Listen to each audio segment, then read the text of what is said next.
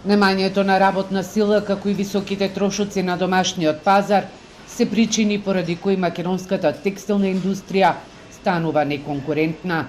Ангел Димитров од Организацијата на работодавачи вели текстилните конфекции се соочуваат со недостиг на порачки од страна на традиционалните германски партнери. Конфекциите работат на помали налози, во кои има по стотина парчиња, бидејќи нарачки кои поради малиот обем конфекциите од Бангладеш не ги прифаќаат.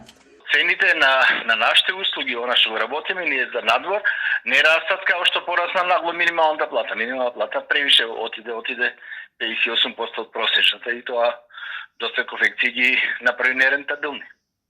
И сега она што го работиме ситни налози.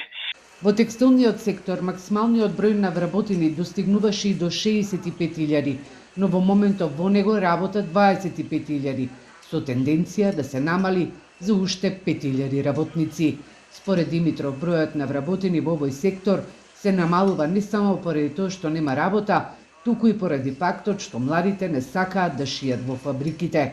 Едно од решенијата за кои ќе се залагаат работодавачите на првата седница на Економскиот социјален совет да побараат подобрување на законот за работно ангажирање, со што, како што вели Димитров, пензионерите нема да имаат годишно ограничување од максимум 180 работни дена. Предлагаме за пензионерите кои ќе работат да нема ограничување годишно. Ако пензионерот сака да работи, може да работи на 4 часа, тоа е окей. Дали он сака 4 или 8 часа, тоа е нормално. Значи како он ќе покаже интерес, но зошто да се ограничува времето? Зошто да му се ограничи да работи, да речеме 3 месеци и после да не може да работи, а он сака и понатаму да работи. Со тоа пак ќе го тераме да работи во сива економија, да работи на црно.